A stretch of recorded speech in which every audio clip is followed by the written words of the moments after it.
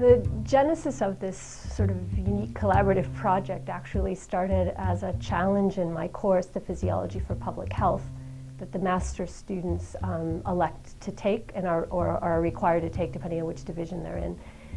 And it's a course about getting the students to understand how the body functions more from a vulnerability standpoint within the context of health. So how do we prevent against things that we eat that are bad? How do we prevent exposures on the skin? And all issues that are very fundamental to public health issues.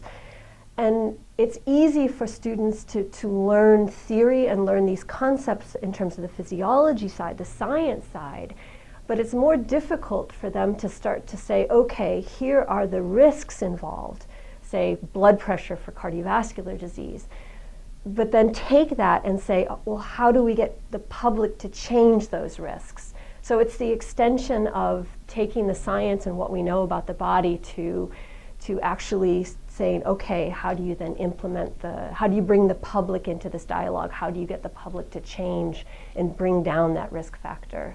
So it was very intriguing to start to think about how we could do this, not just as a class exercise, but as a real project, because it seemed to get a lot of interest around the School of Public Health. I think it's fantastic to kind of have, for the graphic design students to be able to start to, in a sense, apply their learning and their training in a semi sort of, I mean, it's obviously a real context. School is, university is a real place where real things happen, and this, these posters are going to be exhibited outside of a university setting. So posters, I think, can function a little bit as key frames for visual ideas that could then evolve into a commercial, that could evolve into a website, that could evolve into any number of things, pamphlets, so anything from physical printed matter to interactive areas, interactive applications, and that's really a huge growth area in graphic design.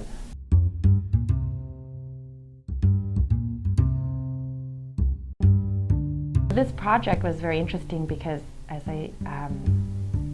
because the public health students had such deep knowledge of their topics, and at times we're very used to communicating that deep knowledge with other people who are very well versed in public health issues and the science around public health and the social issues around public health, and maybe didn't always have opportunities to speak with everyday folks who have their own concerns and rational and sometimes irrational emotional reactions to the topics that these public health students were interested in, and to be able to translate that was something that was really rewarding, I think, for me, and to work with a student to kind of combine our two interests so that it could actually reach somebody.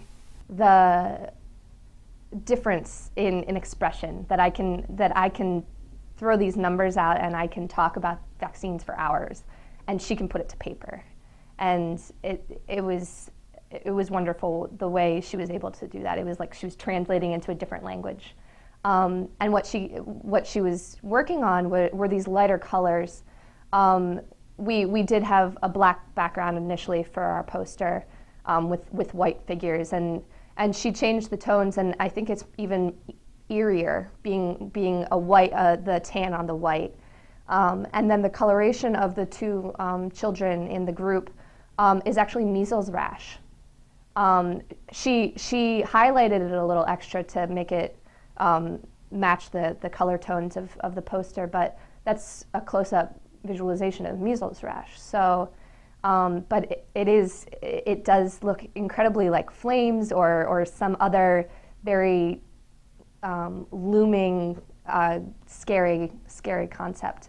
And then she highlighted deadly infection and get your children vaccinated to match the rash, which was really effective in tying in the connection between how dangerous measles is with the actual visualization of it.